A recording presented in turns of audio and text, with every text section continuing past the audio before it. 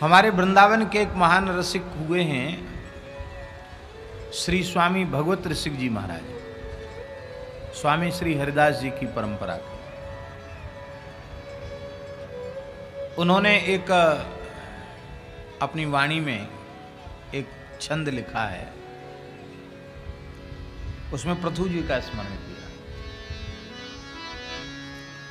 वे कहते हैं कि ऐसा परिवेश हमें मिल जाए, ऐसे संबंधी हमें मिल जाएं, तो भगवत भवनिधि उद्धरे चिदानंद रस में झिले।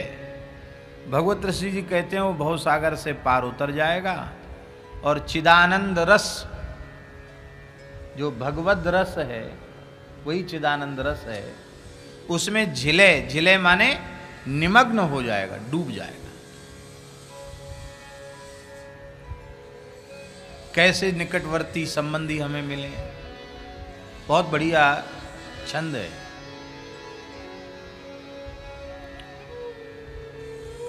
वे कहते तात ऋषभ सो होए, हमको पिता मिले तो ऋषभ देव जी के जैसा मिले, जिन्होंने अपनी संतान को कहा नायम देहो देह भाजाम नृलोके कष्टान कामान रहते बिडभजाम, ये तपो दिव्यम पुत्र कायिन सत्वम शुद्धेत यस्मात् ब्रह्म सौख्यम त्वनंतम।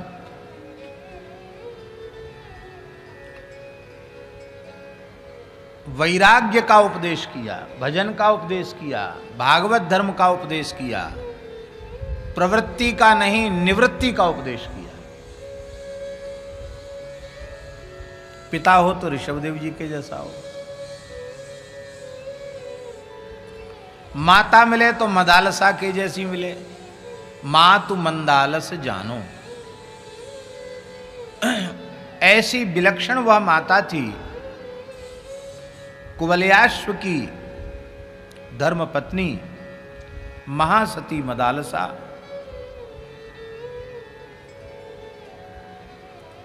जिसने प्रतिज्ञा की थी कि जो जीव मेरे गर्भ में आएगा उसे किसी भी माता के गर्भ में नहीं जाना पड़ेगा। और इतने विलक्षण संस्कार देती थी वो अपने बालकों को कि 5-7 वर्ष के होते होते तो वो गृह त्याग करके जंगल में चले जाते और बस महात्मा हो जाते, विरक्त हो जाते, लौट के घर में ही नहीं आते,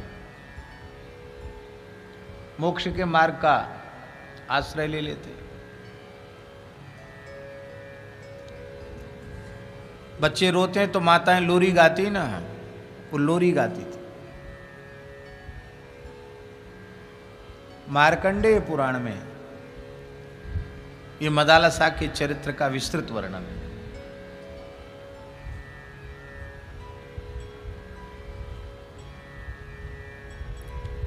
बालक रो रहा है तो कहती शुद्धोसी बुद्धोसी,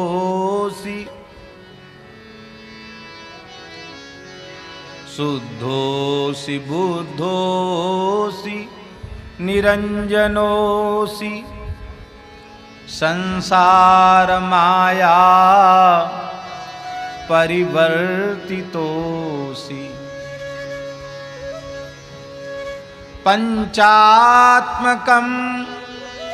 देहमिदं न तेस्ति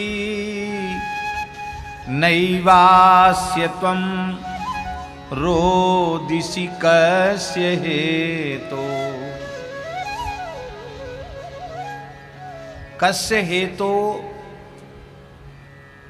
रोदिसि, वत्स किस लिए रो रहे हो? तुम शुद्ध बुद्ध निरंजन परमात्मा का अंश हो, माया से तुम्हारा कभी कोई संपर्क रहा ही नहीं।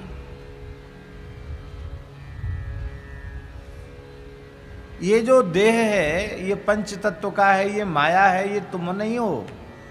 न तो तुम देह हो न ये देह तुम्हारा है। तो नैवास्य तुम इसके नहीं और ये तुम्हारा नहीं, तो तुम रोना धोना क्या? ये तो वो लोरी गाती थी इस तरह की, तो कई श्लोक हैं। तो माता मिले तो मदालसा की जैसी मिले।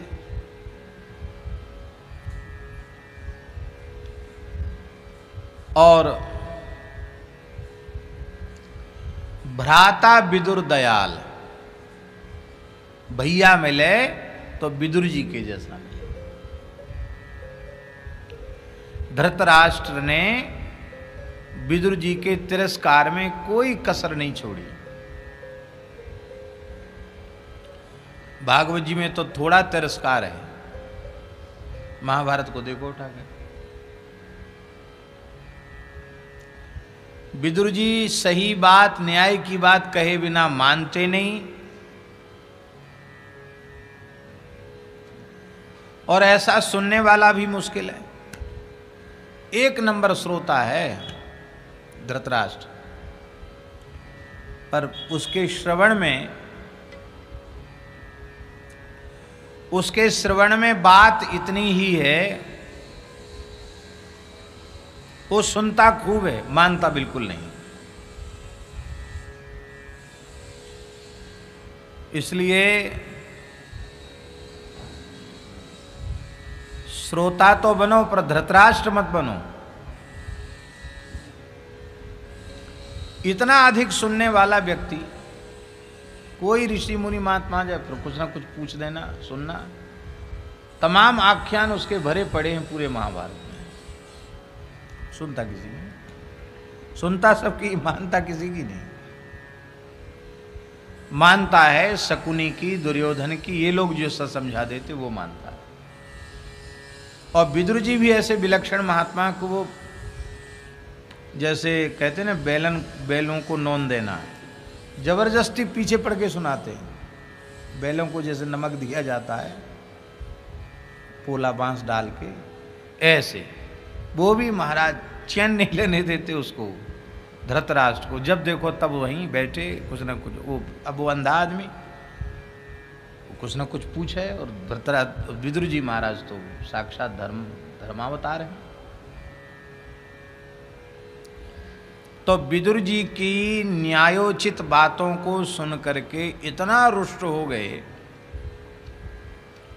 धृतराष्ट्र कि विदुर जी को बहुत जोर से फटकारा, और उन्होंने कहा कि तू बहुत दुष्ट है।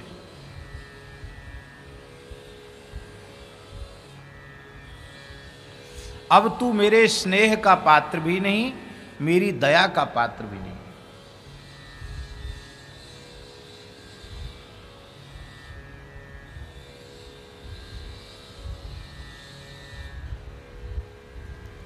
संबंध में तू मेरा भाई लगता है, लेकिन अब हमारा तेरे प्रति स्नेह समाप्त हो गया।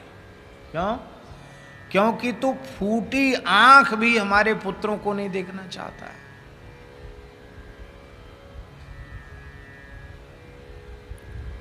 शत्रुओं का पक्ष लेता है, पांडवों का पक्ष लेता है।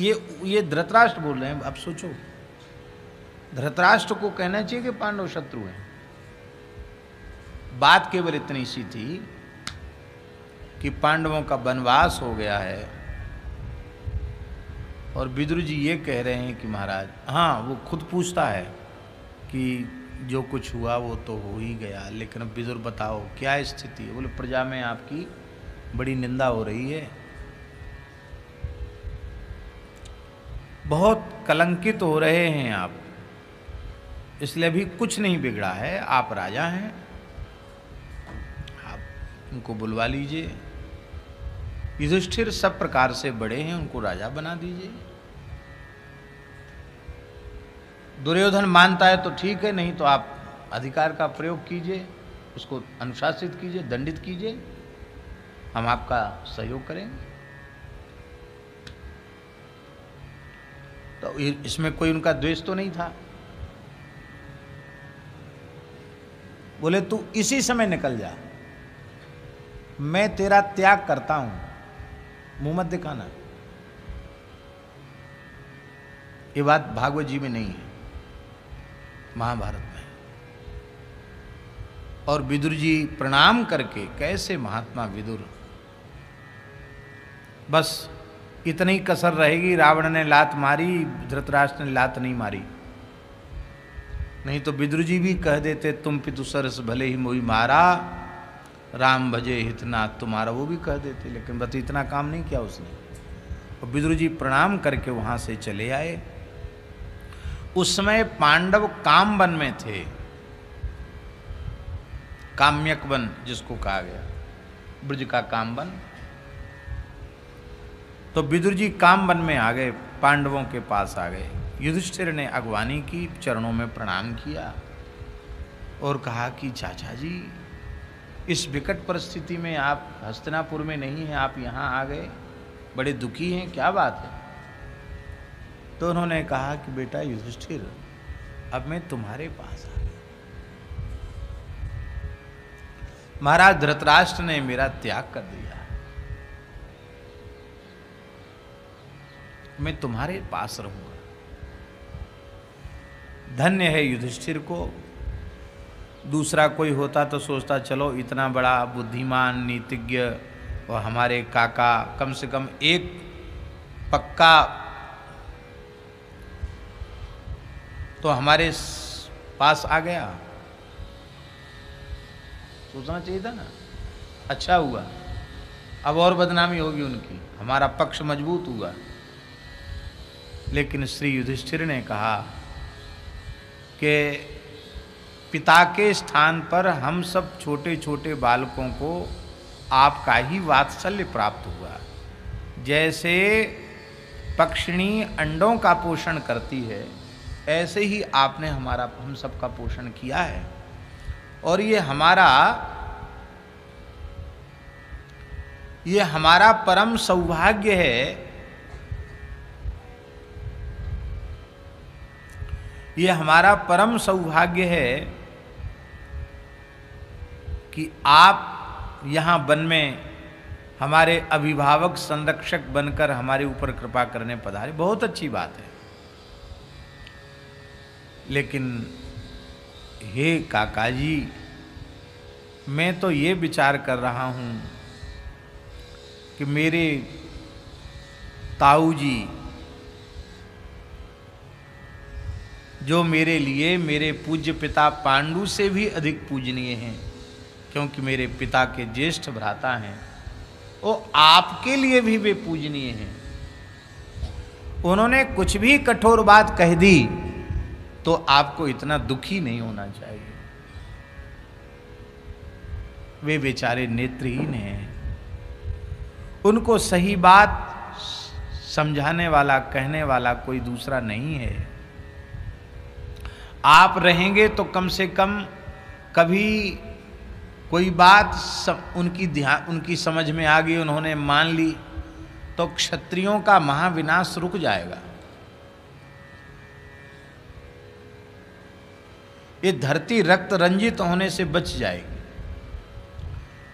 तो मेरी तो प्रार्थना ये है कि आपको कोई अपने मन में दुख नहीं करना चाहिए।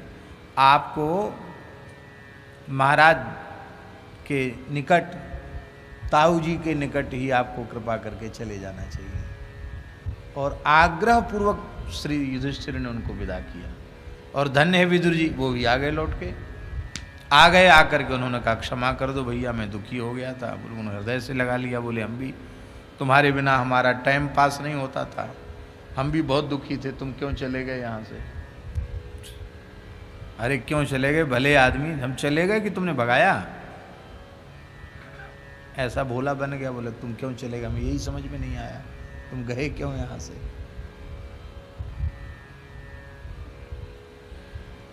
तो स्वयं बहुत ध्यान से सुने, बात बड़ी बारीक है। धृतराष्ट्र ने ऐसा अपमान न किया होता विदुर जी का, तो दुर्योधन की हिम्मत नहीं थी भरी सभा में विदुर जी को अपमानित करने की।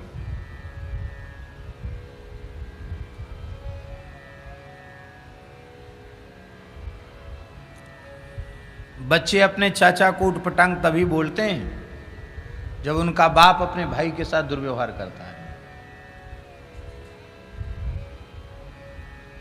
ध्यान में आई बात, बहुत सावधान रहना चाहिए।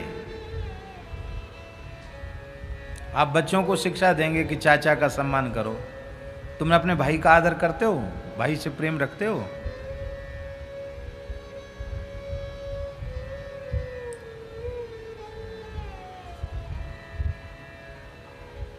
उसका उत्साह बढ़ गया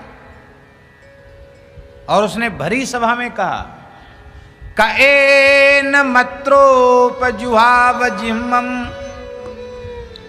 दास्यासुतं यद्बलि नैव पुष्टः तस्मिन् प्रतीपः परकृत्य आस्ते निर्वास्यतामासु पुराच्छ्वसानः। इस जिह्म कुटिल दासी पुत्र को इस सभा में किसने बुलाया? यह हमारी जूठन खाकर पुष्ट हुआ है, हमारे शत्रुओं का पक्ष लेता है। वैसे तो ये प्राण दंड के योग्य है, लेकिन चलो कोई बात नहीं, हमारे बाप का भाई है, इस नाते से मारो तो मत। किंतु अब ये यहां रहने लायक नहीं, दरबार में नहीं। निर्वास्यताम आसु पुरात, पुरात आसु निर्वास्यताम, नगर से बाहर निकाल दो। कहना चाहिए राज दरबार से बाहर कर दो, सभा से बाहर कर दो।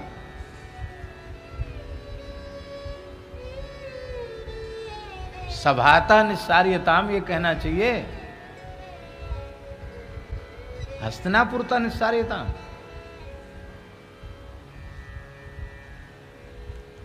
उस समय धृतराष्ट्र को एक बार भी कहना चाहिए था कि अरे भाई तू किसको कह रहा है, वो क्या कह रहा है, किन लोगों के सामने कह रहा है, मेरी भी नेक भी मर्यादा नहीं रखता। एक बार भी कहते तो कितना अच्छा लगता, लेकिन कुछ नहीं बोला धृतराष्ट्र। भीतर गुरगुरा रहा था, कह रहा था कि हाँ अब क्या करे, बच्चा ही तो है, बोलता है, ये भी तो पीछे ही पड़े रहते हैं, ये और कह रहा था दुर्योधन बच्चा है।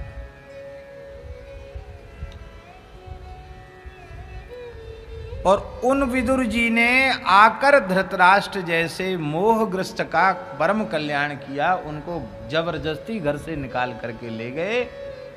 और यदि धृतराष्ट्र को अपने कर्मों का परिणाम भोगना पड़ता तो न जाने कितने युगों तक उसको नरक में पड़ा रहना पड़ता। ऐसे कर्म थे उसके।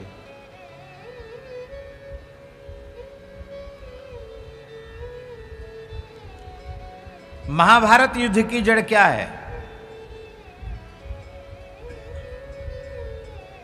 व्यास जी के अनुसार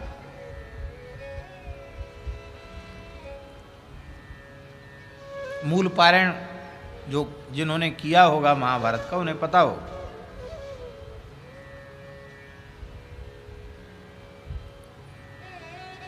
धृतराष्ट्रो मनीषी अमनीषी, अमनीषी धृतराष्ट्र को मूल माना महाभारत युद्ध का व्यास जी ने।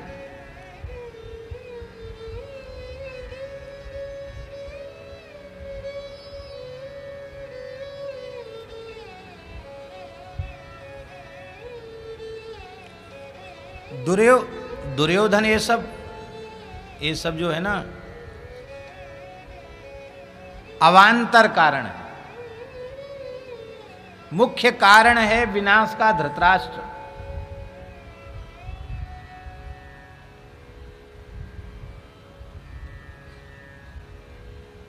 कितनी निकृष्टता है कि धृतराष्ट्र के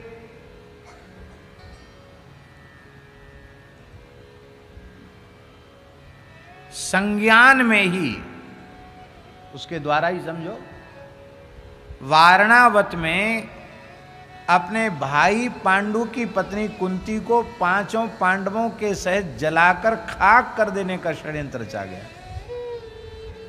आप सोचो कितना बड़ा पाप था। कुंती का क्या अपराध था, पांडवों का क्या अपराध था?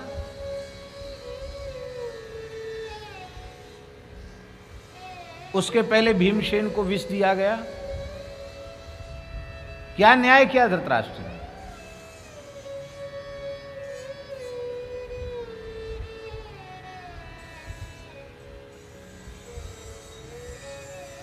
इसलिए ऐसा धृतराष्ट्र और ऐसे धृतराष्ट्र जिसकी ऐसी मोहग्रस्त बुद्धि, मोह सकल व्याधिन कर मूला, और ऐसे मोहग्रस्त धृतराष्ट्र को परम दयालु विदुर जी महाराज हाथ पकड़ के खींच के ले आए। और संत कृपा करते हैं तो लंबे समय की भी अपेक्षा नहीं, 3 दिन में धृतराष्ट्र का कल्याण हो गया। वन में जाने के बाद तीसरे दिन तो ऐसा ज्ञान हो गया, उनको दावाग्नि लगी, फिर उनको देह का भान ही नहीं रहा, शरीर जल रहा है, जंगल जल, इतना उच्च कोटि का ज्ञान हो, मुक्त हो गया, धृतराष्ट्र मुक्त हो गए।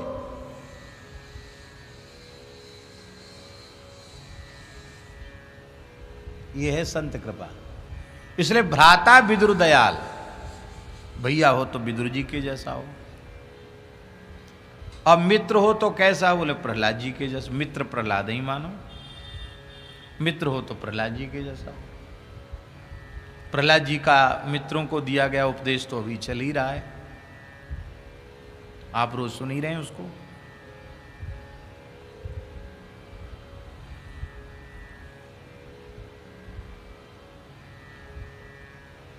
पुत्र कपिल सो होए, पुत्र हो तो कैसा हो? बोलो कपिल देव जी के जैसा हो, माता को उपदेश दिया। अब पत्नी हो तो कैसी हो? भगवत ऋषि जी कहते योसिता द्रुपद दुलारी, द्रौपदी जैसी पत्नी हो जिसने अपने पतियों को भगवान की भक्ति का उपदेश किया। श्री कृष्ण कहूं गए, पांडव भगवान के भक्त हैं, इसमें कोई संदेह नहीं है हमें, पर उन्हें विशेष भक्त बनाने का श्रेय द्रौपदी को है। बड़ा भक्त कौन? जिसका विश्वास बड़ा, वो बड़ा भक्त है। द्रौपदी का जैसा विश्वास है वैसा विश्वास सब में संभव नहीं है। और विश्वास ही भक्ति माने विश्वास, विश्वास का ही नाम भक्ति है। बिनु विश्वास भगति नहीं, तही बिन द्रवही न राम, राम कृपा बिन सपने हूं जीवन लह विश्राम।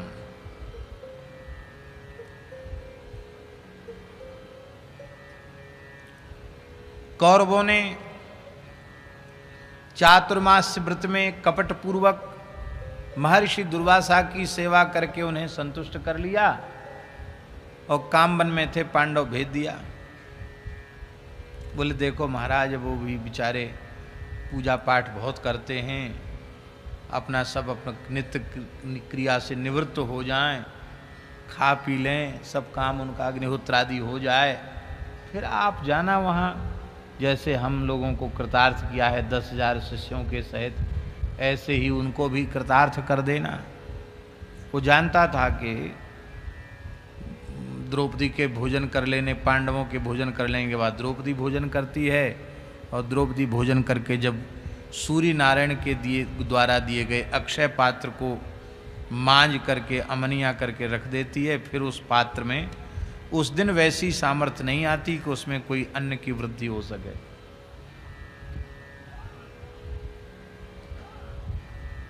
ये भूखे प्यासे जाएंगे, नहीं मिलेगा कुछ तो श्राप दे देंगे।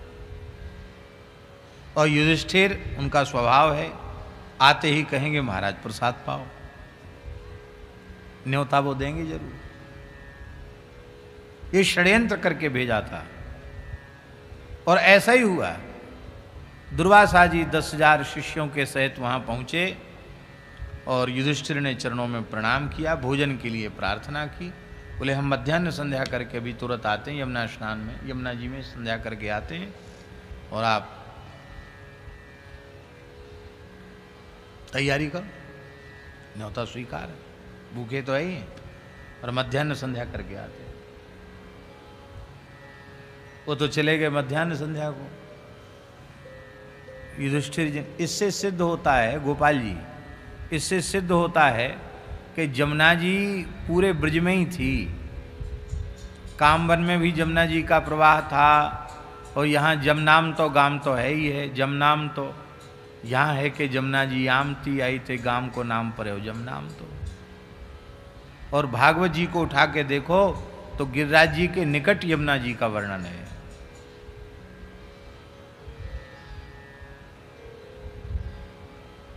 इस दृष्टि से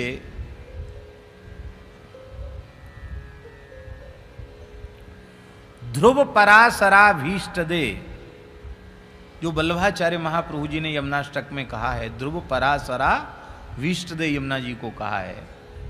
तो ध्रुव जी को ब्रज में, यमुना जी के तट पर ब्रज में ही मधुबन में भगवत साक्षात्कार होता है। तो पराशर ऋषि को इसी परासौली में भगवान कृष्ण द्वैपायन व्यास जी की पुत्र रूप से प्राप्ति होती है वल्लभाचार्य जी के अनुसार। क्योंकि महर्षि पराशर की तपस्थली है परासौली गांव।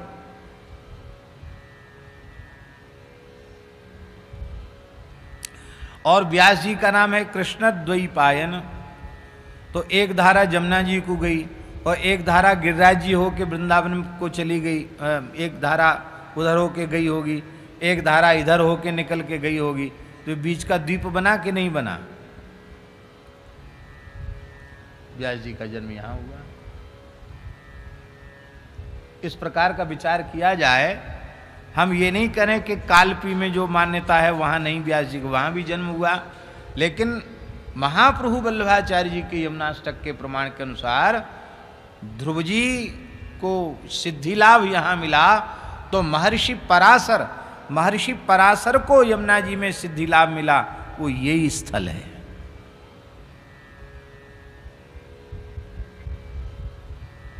इसलिए रश्मि भाई के मन में एक विचार उठा था कि यहाँ व्यास जी की भी मूर्ति स्थापित हो, जिसमें कम से कम लोगों को पता चले कि यहाँ भगवान व्यास की प्राकट्य स्थली है। और भागवत के उपासकों के लिए तो ये बहुत ऊंची बात होगी, गौरव की बात होगी। और परासौली गांव के लिए तो क्या कहना, ये परम गौरव की बात होगी। ध्रुव पराशरा भीष्ट दे। और हम तो कहेंगे कि ध्रुव पराशरा भीष्ट दे, इस पंक्ति का बहुत विस्तृत व्याख्यान, शोधपूर्ण व्याख्यान होना चाहिए। और प्राचीन प्रमाण भी खोजने का प्रयास करना चाहिए। ऐतिहासिक जो तथ्य हैं उनको भी खोजने का प्रयास करना चाहिए। और ऐसा होता है तो बहुत ब्रज के लिए बहुत अच्छी बात है। बोलो वृंदावन बिहारी लाल की। क्या कह रहे थे? हाँ हाँ, हम ये कह रहे थे भ्राता विदुरदयाल जी की तो द्रुपद योषिता द्रुपद दुलारी, ये कह रहे थे। तो हम ये बात, इस बात पर बात आ गई कि काम्यक वन में यमुना में संध्या करने वो जा रहे हैं, इससे सिद्ध है कि वहां भी यमुना जी की धारा रही होगी। ऐसे ऐसे घूम घूम के यमुना जी आई होंगी, क्योंकि भगवान की लीला की स्थलियां, उनमें ये सब यमुना जी से आवेष्टित हैं।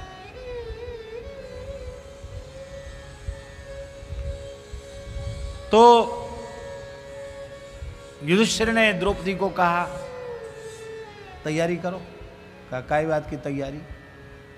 उन्हें न्योता दिया। बोली न्योता दिया तो आप जानो, मैंने तो बटलोई धो मांझ के रख दी। आप लोगों के प्रसाद पाने के बाद मैंने पा लिया, उसको मांझ के रख दिया। अब आज तो उसमें कुछ प्रकट नहीं होगा। सूर्य नारायण ने जो अक्षय पात्र दिया उसमें आज कुछ नहीं प्रकट होगा। युधिष्ठिर ने कहा रे तो बहुत बड़ी भूल होगी, अब क्या होगा? एक दो मूर्ति का तो चलो कहीं से व्यवस्था हो जाती, 10,000 की व्यवस्था कहां से होगी? और दुर्वासा जी महाराज, इनको तृप्त करना किसी के बस की बात नहीं। अपने पे आ जाए तो कौन तृप्त करे उनको, कितना खा जाए क्या ठिकाना। तो बोले युधिष्ठिर बोले भीमसेन अर्जुन सूखी लकड़ियां ले आओ, एक बड़ी चिता बनाओ। क्यों? बोले ब्राह्मण आएंगे, उनकी ऋषि आएंगे, उनके क्रोध की आग में जलने से अच्छा है इस प्राकृत अग्नि में जल जाना अच्छा है। ऐसे आज्ञाकारी भाई की अर्जुन और भीमसेन लकड़ियां लेने उठ खड़े हुए, लकड़ी इकट्ठी करने के लिए। द्रौपदी हंसने लगी,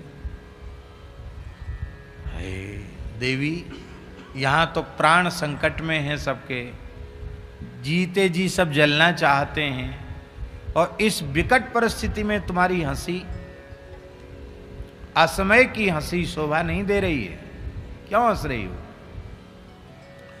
तो द्रौपदी ने कहा श्री कृष्ण कहूं गए हैं? अरे श्री कृष्ण कहीं चले गए हैं क्या? बटलोई में सामर्थ्य नहीं है, श्री कृष्ण में सामर्थ्य नहीं है क्या? वो श्री कृष्ण सर्वगत सर्वरूप सर्वमय हैं। कृष्ण कहूं गए हैं, गमन कहां गए? वो तो सर्वत्र हैं, यहां भी विराजमान है श्री कृष्ण। आपने नहीं देखा? कौरवों की सभा में मेरी क्या हालत थी? आप लोग सिर नीचा करके बैठे थे, वस्त्रावतार लेकर उन्होंने हमारे शील की रक्षा की थी, हमारी मर्यादा की रक्षा की थी। उन श्री कृष्ण की याद इस संकट की घड़ी में आप लोगों को नहीं आ रही है? मुझे आप लोगों के इस बात को देख करके मुझे हंसी आ रही कि बताओ, मरने के लिए तैयार हैं, ठाकुर जी की याद नहीं कर रहे हैं।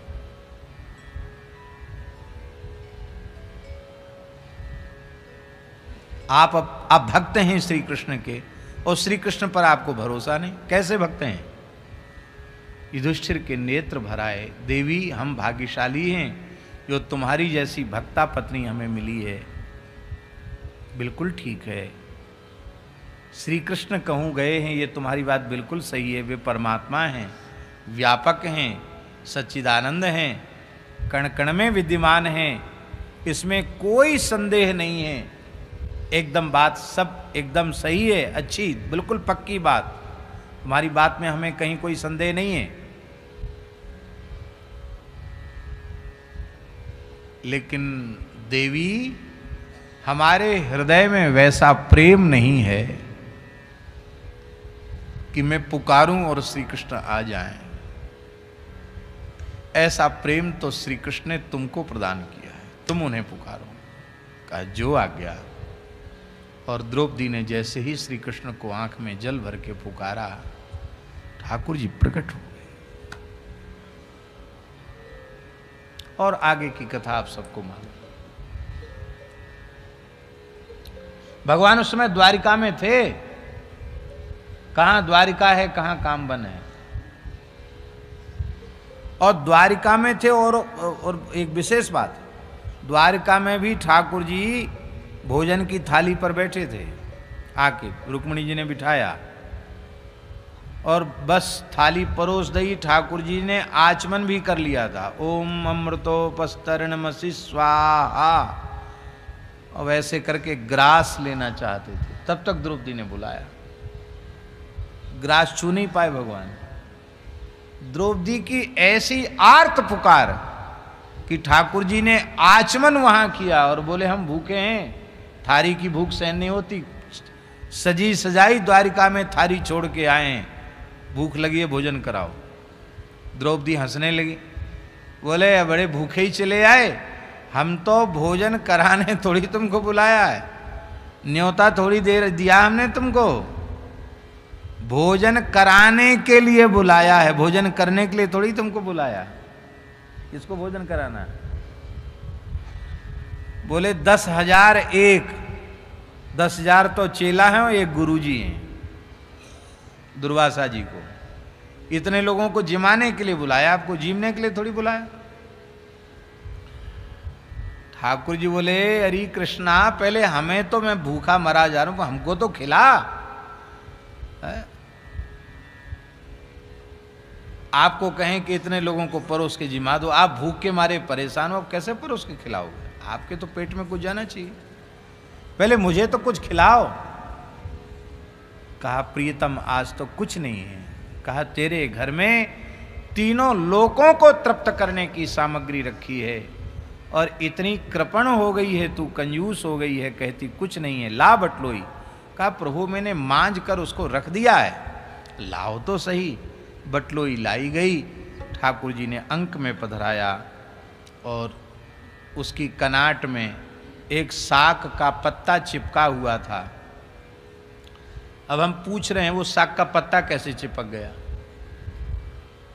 द्रौपदी अग्नि के कुंड से प्रकट है, किसी माता के गर्भ से जन्म नहीं हुआ द्रौपदी का, यज्ञ से नहीं द्रौपदी। वो क्या ऐसी फूहड़ स्त्री है जो ठीक से बर्तन साफ न करे, जूठा रह जाए, सखरा रह जाए? ऐसा ये नहीं सोचना। सत्य संकल्प श्री कृष्ण ने अपने संकल्प से उसमें एक पत्ता प्रकट कर दिया।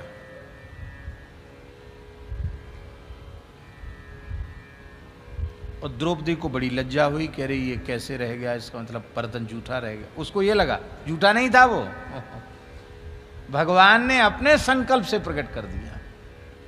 और पत्ता निकाला, निकाल करके अनेन विश्वात्मा तृप्यंताम कह करके मुख में रखा और थोड़ा सा जल पिया।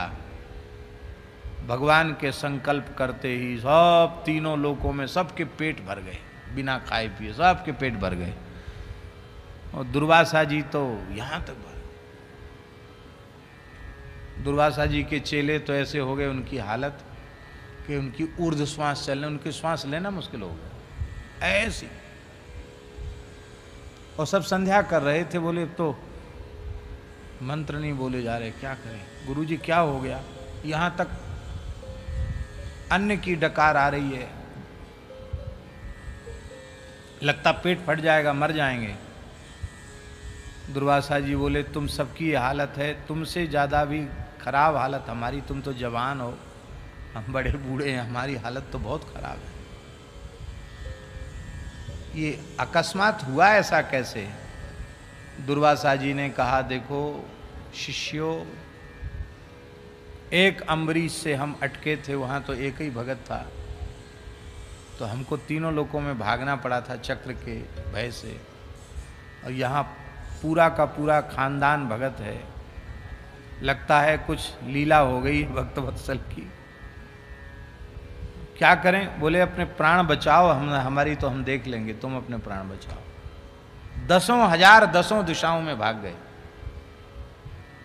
और भगवान ने भीमसेन अर्जुन को भेज दिया, बोले कहो कि महाराज प्रसाद पालो, सब तैयार है। कहीं यहाँ तैयार तो कुछ नहीं, अरे तुम भले आदमी जाओ तो सही। मना करें तो कहना महाराज 1-2 आदमी की रसोई खराब हो कोई बात नहीं है, 10,000 की रसोई क्या होगा महाराज, उसका जंगल है, कोई खाने वाला भी नहीं है।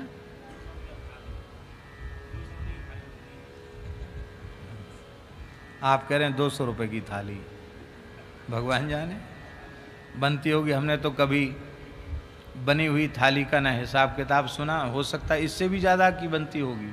हाँ, आप तो 200 की कह रहे हो, शायद इससे भी ज़्यादा की बनती होगी, क्योंकि गृहस्थों को विवाह शादियों में काम पड़ता होगा ठेका देने का, तो उनको पता चल जाता है कितने रुपए की पत्तल, कितने रुपए की थाली है।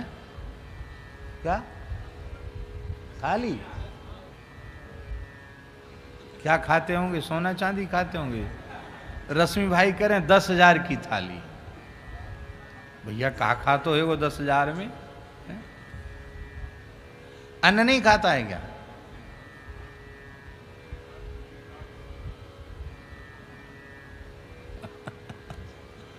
भगवान जाने।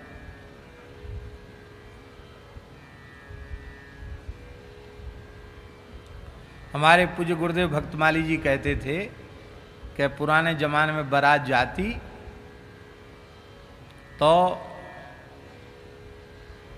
गांव के बाहर नदी के किनारे किसी पेड़ वेड़ के नीचे बारात रुक जाती पहले, और वहाँ ब्राह्मणों की बात बताते, कान्य कुछ ब्राह्मणों की। तो गुड़ और धनिया का शरबत उनको स्वागत में पहले दिया। एक मटका भर के गुड़ और घोर करके गुड़ और धनिया पीस करके, सूखा धनिया से लोढ़ा पे उसका शरबत उनको पिलाया जाता था, बस हो गया। और फिर वो शरबत पिलाने के बाद कितने मूर्ति हैं बारात में, उनके हिसाब से तौल तौल करके सबको राशन दिया जाता था। हिसाब किताब से, क्यों? वो कहावत प्रसिद्ध है ना, 9 कन बजिया 13 चूल्हे। 9 कान्य कुछ ब्राह्मण थे तो 13 चूल्हे जलाए गए। तो वो ये एक दूसरे का छुआ खाते नहीं, वो सब अपना अपना बनाएंगे खाएंगे। वो नदी के किनारे ही संभव है, कहाँ से पानी आएगा? नल की व्यवस्था थी नहीं। लोटा डोर, अपना थोड़ा मोड़ा बनाने का बर्तन सब अपने साथ रखते थे। ये था। अब सुन रहे हैं कि 200 रुपये थाली, 10,000 रुपये थाली, भगवान जाने। तो नारायण बोले इतना क्या होगा? और फिर आशीर्वाद मांगे तो फिर वो कहेंगे कि नहीं नहीं महाराज, हम भोजन नहीं करेंगे। तो कहना महाराज देखो आपकी प्रतीक्षा हो रही है। कौन प्रतीक्षा कर रहा है? कहना आपके एक कृपा पात्र हैं, शिष्य हैं, हमारा नाम ले देना कि वो बैठे हैं। वो कहते उनको भोजन करा के तभी हम भोजन करेंगे। फिर महाराज जी यहाँ आगे बोले आएंगे ही नहीं, वो हमारा नाम सुन के भी नहीं आएंगे, नहीं आएंगे। फिर आप कहने नहीं नहीं महाराज आप ऐसे कैसे बिना खाए कैसे जाओगे? तो कहेंगे भाई देखो हम भोजन करते तो कुछ आशीर्वाद देते, तो अब पेट तो हमारा वैसे ही बिना खाए भर गया है, आशीर्वाद मांग लो। तो भगवान ने सिखा पढ़ा के भेजा था भीमसेन और अर्जुन को, जो हमसे अकारण शत्रुता करते हैं, नए नए षड्यंत्र रचते हमारे विनाश के, उन हमारे शत्रुओं का समूल नाश हो जाए, ये वरदान मांगना उनसे।